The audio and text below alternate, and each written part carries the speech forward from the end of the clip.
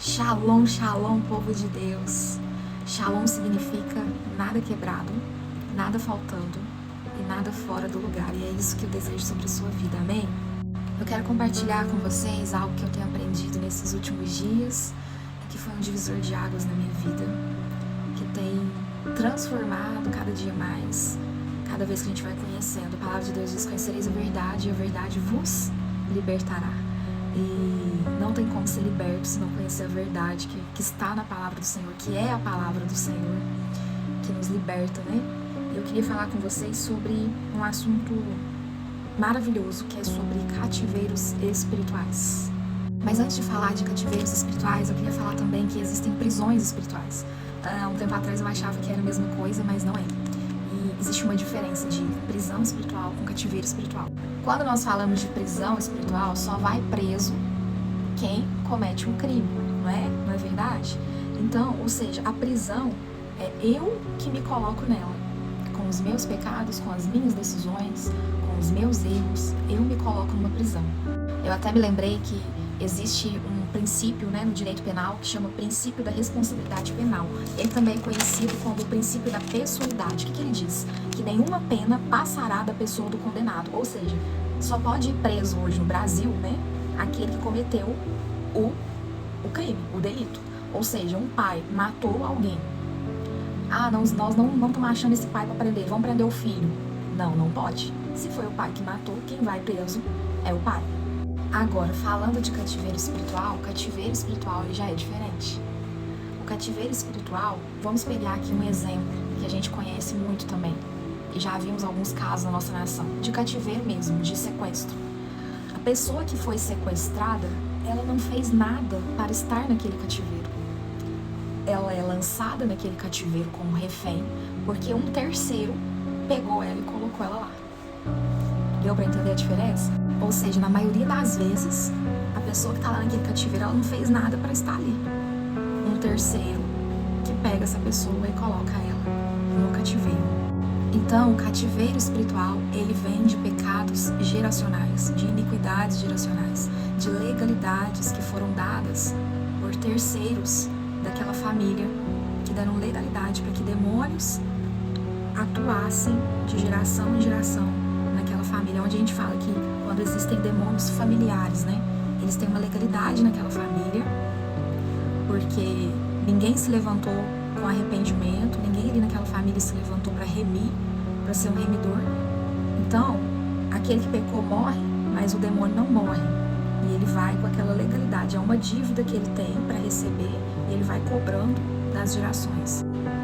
Paulinha, mas na Bíblia fala que a alma que pecar, essa que morrerá, está lá em Deuteronômio 24:16. Sim, esse versículo de Deuteronômio 24:16, ele está falando da salvação. A salvação, a alma que pecar, essa morrerá eternamente. Né? Se uma pessoa tem um filho, ela não muda, ela decidiu viver no pecado, mas o filho não. O filho, ele tem uma vida diferente, ele anda em santidade, o filho vai ser salvo, o pai é que vai pro inferno, né? Então, tá falando de salvação, de morte eterna, morte espiritual, eterna. Quando nós falamos de cativeiro espiritual, nós não estamos falando de salvação, nós estamos falando de herança. E a herança, ela é algo inevitável, né? Você tem que receber herança, não é mesmo? E quando você vai receber uma herança, você não escolhe o que você vai receber. Se tem lá uma casa grande e um barraco capengando, você vai receber os dois, né? Se você é o filho único, por exemplo. Vamos dizer que o pai que morreu, ele deixou muitas dívidas. O filho que vai herdar, ele não vai escolher e falar: eu não quero receber essas dívidas. Ele vai receber as dívidas que o pai deixou. Então, a herança, a gente não escolhe o que a gente recebe. A gente não tem como escolher só as coisas boas. As coisas ruins também vêm junto no pacote. Lá em Êxodo, capítulo 20, versículo 5, diz: visito a iniquidade dos pais nos filhos até a terceira e a quarta geração. Uma coisa que a gente precisa colocar na nossa mente é que o mundo espiritual, o reino espiritual, ele é regido por leis. Ele é regido por legalidades. Assim como na terra, o mundo também é regido por leis. No mundo espiritual também é regido por leis. E o Satanás e os seus demônios, eles só atuam numa vida, numa família, quando ele tem a legalidade, quando ele tem um documento falando: ó, aqui ó, me deu autorização. A legalidade é uma autorização. Ele só age se ele tiver essa legalidade. Como que nós damos a legalidade? Pelo pecado, pelas transgressões e pela iniquidade. Depois eu vou falar a diferença dos três. O maior engano que Satanás tem colocado na mente de muitos pastores e líderes que têm transmitido isso para suas ovelhas é que o Antigo Testamento, ele não tem força mais. E como se a vinda de Jesus tivesse anulado o Antigo Testamento. O próprio Jesus disse que ele não veio para abolir a lei, ele veio para cumprir a lei. Então, o que Jesus ele veio cumprir? Ele veio cumprir a salvação, a redenção do homem. Por quê? Por mais que o homem se esforçasse, ele não conseguia se manter santificado.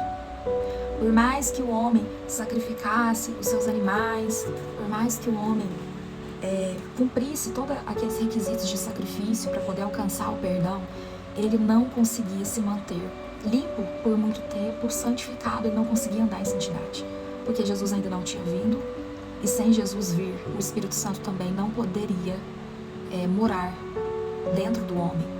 Como hoje nós temos o Espírito Santo que mora dentro de nós, que nos convence do pecado, da justiça, do juízo, que nos consola, que nos fortalece. Naquele tempo não era possível. Por quê? Porque Jesus ainda não tinha vindo como sacrifício perfeito. Por isso eles tinham que ficar sacrificando animais, buscando perdão através desses sacrifícios. Então, o que acabou no Antigo Testamento foi o sacrifício de animais, porque Jesus é o nosso sacrifício perpétuo, o nosso sacrifício perfeito. E hoje, através de Jesus, nós temos o Espírito Santo que mora dentro de nós. Então, hoje, o que acontece? Quando nós recebemos Cristo como nosso único e suficiente Salvador, nós somos salvos. A Bíblia diz que a salvação é pela graça, mediante a fé. Isso não vem de vós, é dom de Deus. Não vem de obras para que ninguém se glorie. Lá em Romanos fala, se com tua boca confessares ao Senhor Jesus e em teu coração creres que Deus o ressuscitou dentre os mortos, serás salvo. Nós somos seres tricotômicos. Nós temos o corpo, que é a matéria. Nós temos a alma, que é a sede das nossas emoções, é onde está o nosso intelecto, é onde estão as nossas vontades, é onde reinam os sentimentos. E nós temos o espírito, que é aquele que nos conecta com Deus. O espírito é aquele que nos dá consciência espiritual. E esse vídeo já tá ficando grande, a gente vai continuar no próximo vídeo. Não perca, fica atento aí, que eu vou postar mais uns 3 vídeos ou 2, não sei. E para você não perder o raciocínio dessa mensagem, amém? Deus abençoe vocês.